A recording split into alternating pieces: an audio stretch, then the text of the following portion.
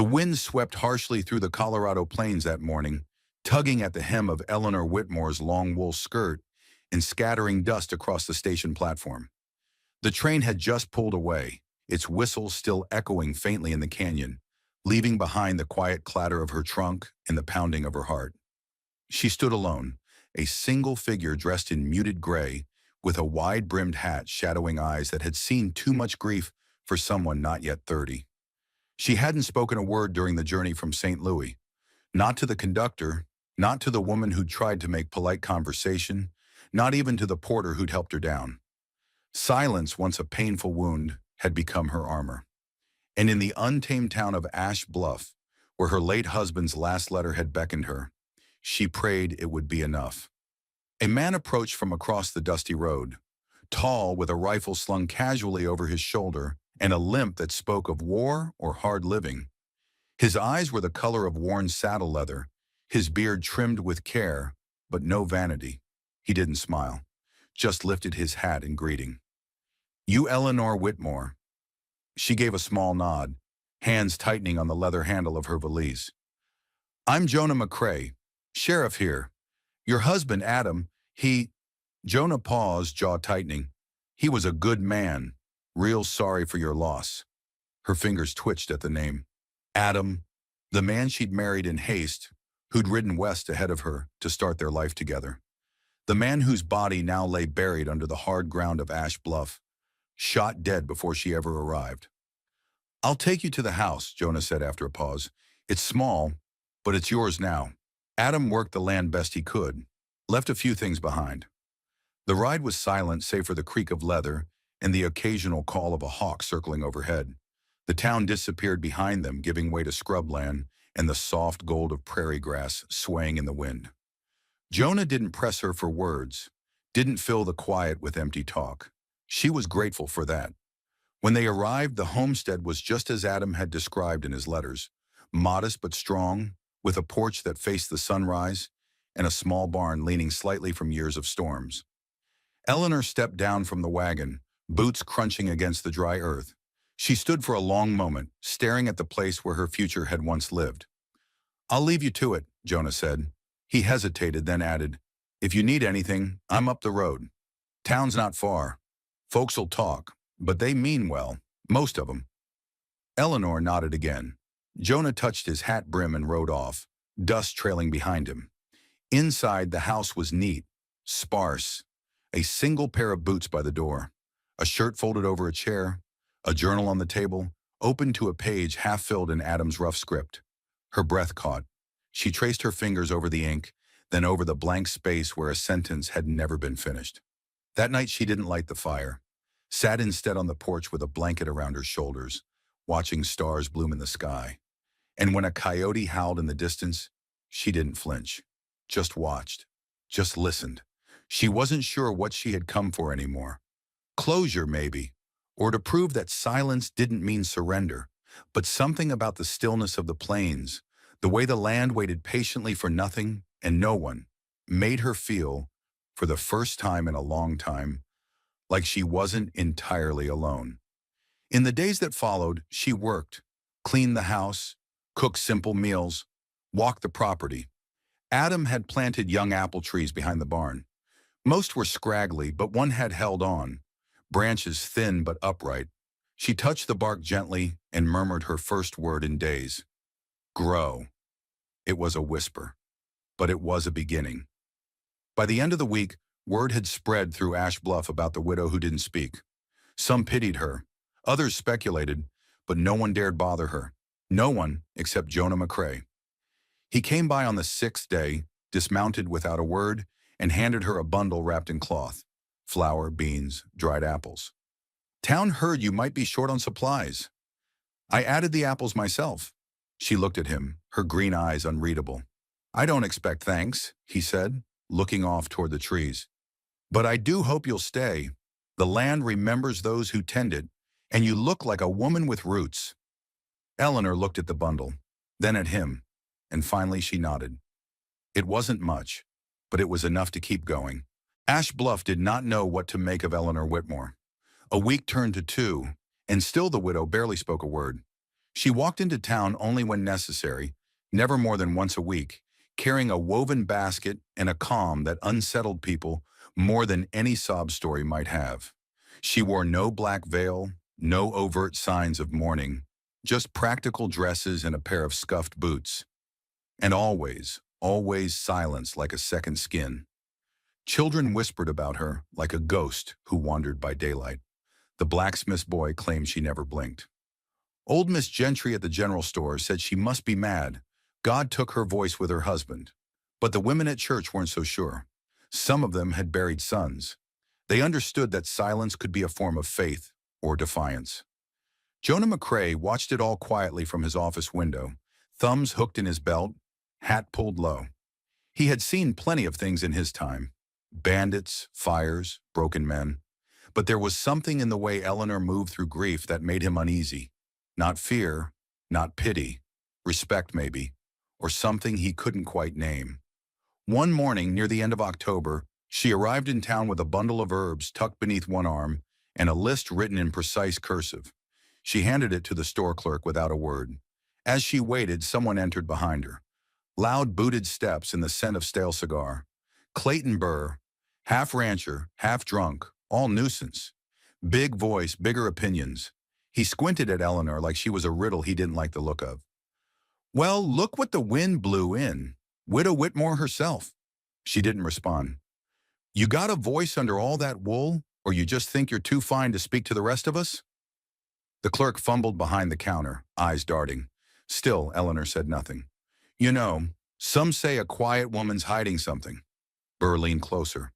"Could be you're not mourning your husband at all. Could be you had a hand in his end." That did it. Before anyone could react, Jonah was there.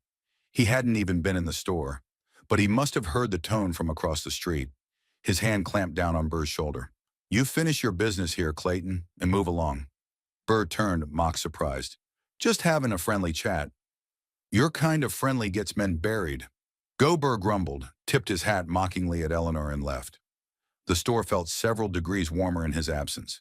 Jonah didn't look at her directly, just nodded at the herbs in her hand. "Medicinal?" She gave a small nod. "For what?" A pause.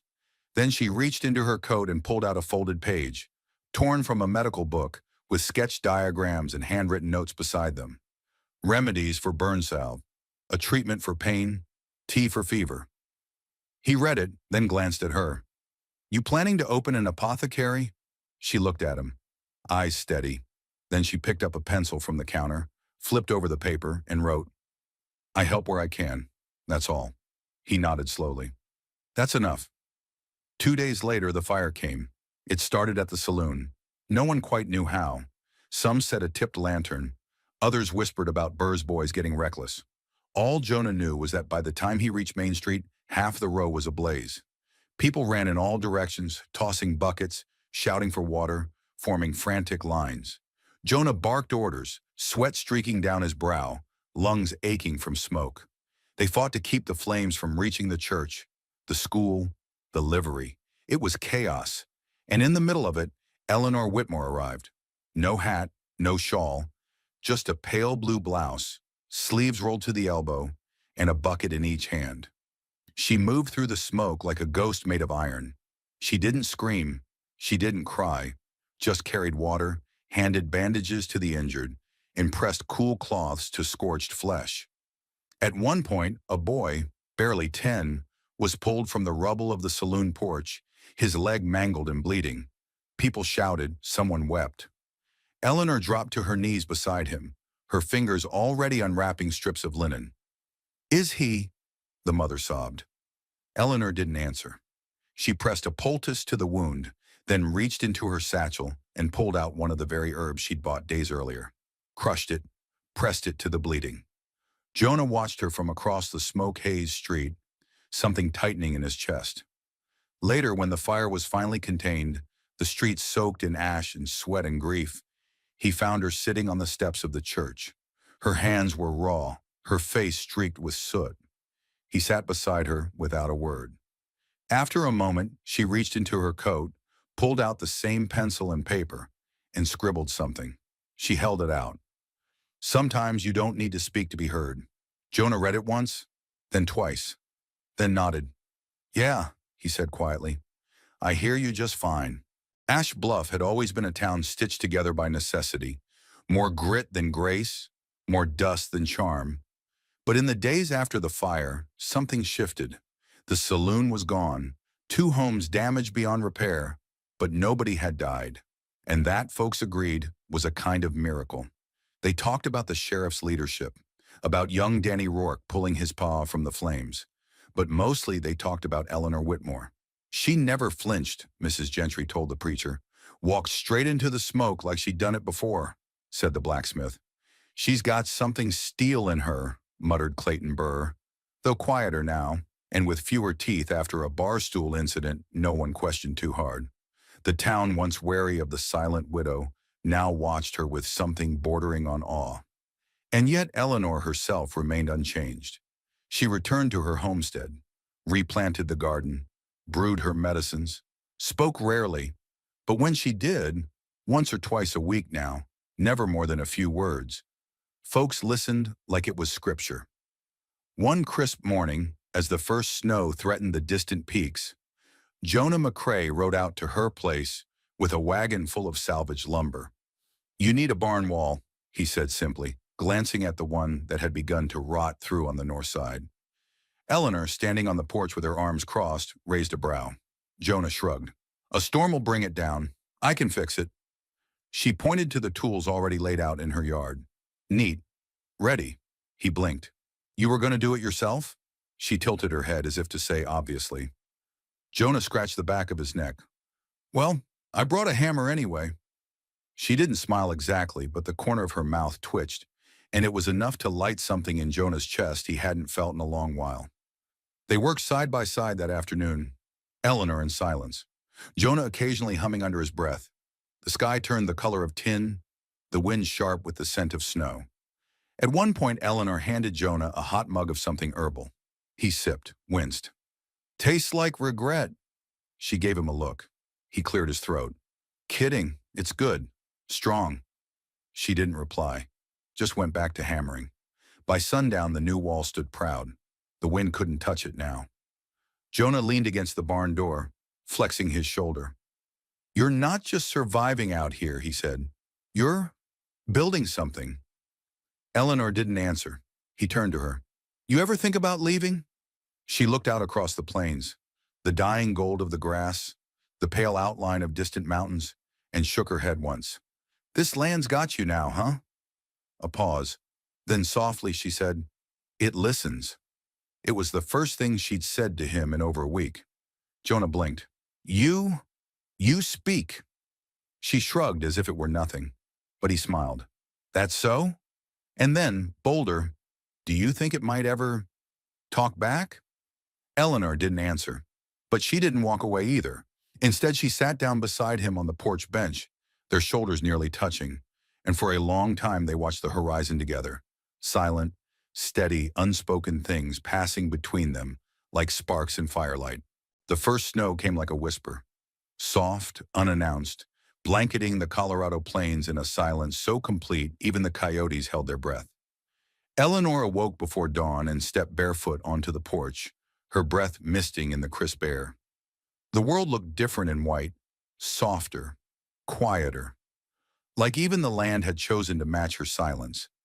Inside, the kettle warmed on the stove and the fire crackled low. She didn't light the lamp, didn't need to. The snow reflected what little moonlight was left, painting everything in silver blue. She opened Adam's journal again. It had sat untouched since the day she arrived. She had read every page, memorized the loops of his handwriting, traced her fingers over ink stains where he'd corrected himself. But today something nudged her toward it, some ache in her chest that hadn't yet scabbed over.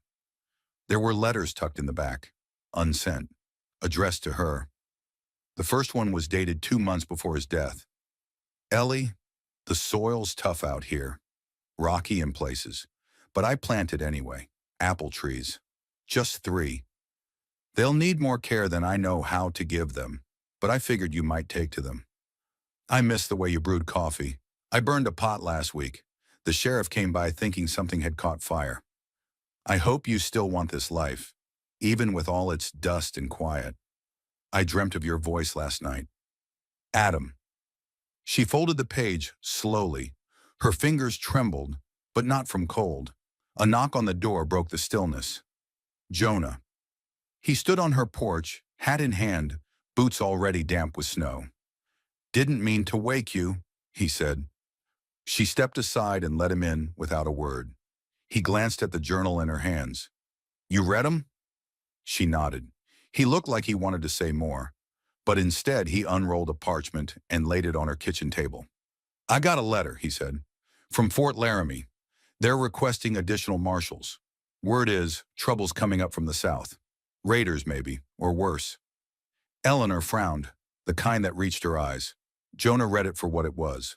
Worry. I'm not going, he said quickly. Not yet. Town needs someone here, and... He hesitated. You make it hard to leave. Eleanor stared at him. Not cold, not surprised. Just waiting. I don't know what I am to you, he said, and I don't need to. But I'd rather ride into a storm with you beside me than wait for another goodbye letter from a man who left alone. Silence. Then she reached out and picked up Adam's letter again. Folded it. Set it aside. She looked Jonah in the eye. Then slowly, deliberately, she said, Don't ride alone. And though her voice was quiet, it was clear, strong. Jonah's breath caught. Is that a promise? She gave the barest nod. He stepped forward, brushed snow from her shoulder. Let his fingers linger just a little too long. Outside, the sun had begun to rise, turning the snow into fields of fire-kissed diamonds. Inside, two people stood inches apart. No vows, no confessions.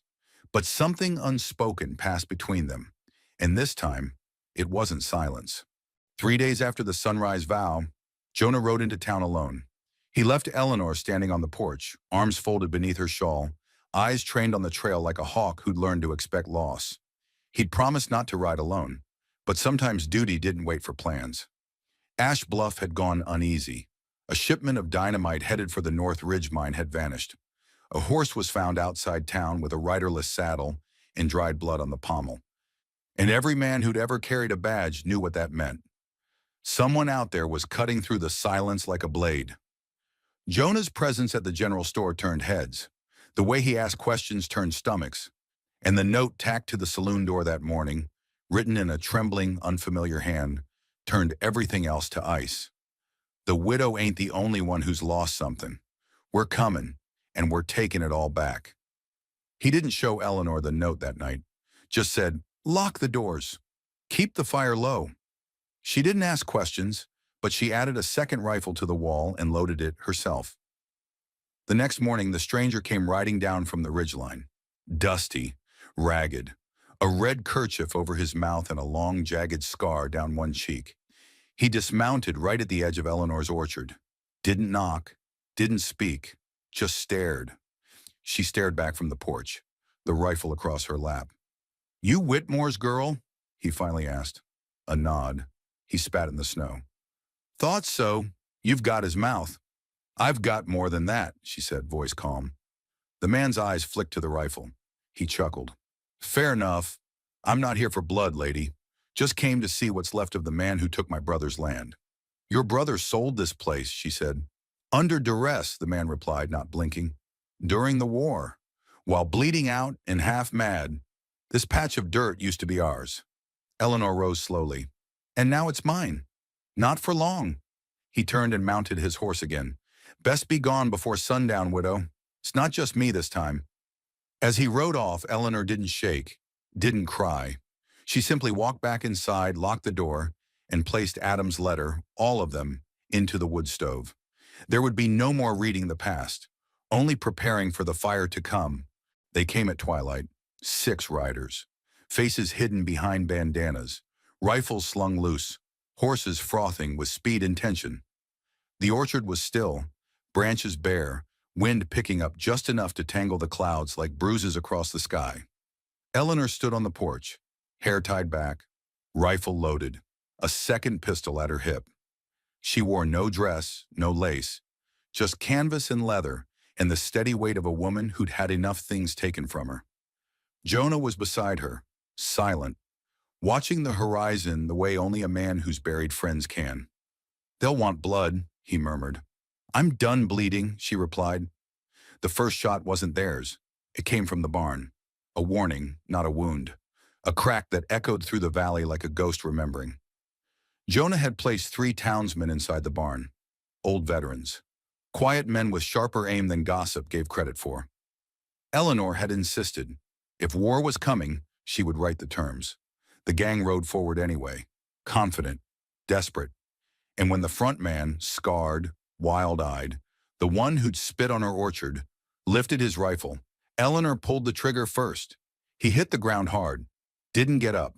What followed wasn't a shootout, it was a reckoning. Jonah moved like a shadow, his limp forgotten. Every shot he fired counted. Every movement was deliberate.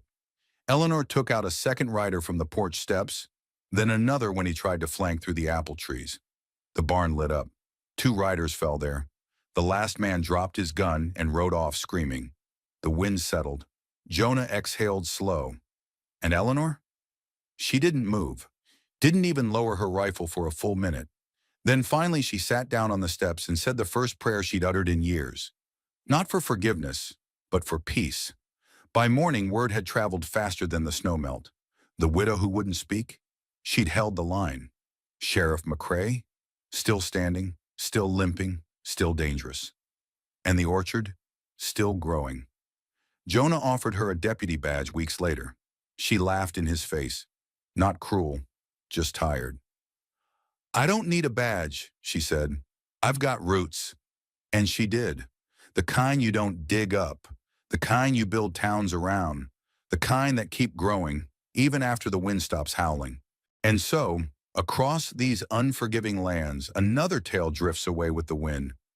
If this quiet courage, this stubborn heart touched you in any way, leave a like, share your thoughts in the comments, and pass this story on to someone who needs it. Don't forget to subscribe, because out here there are still so many truths left to tell, each one carved from pain, hope, and dust. This is Wild West Stories. Thank you for watching.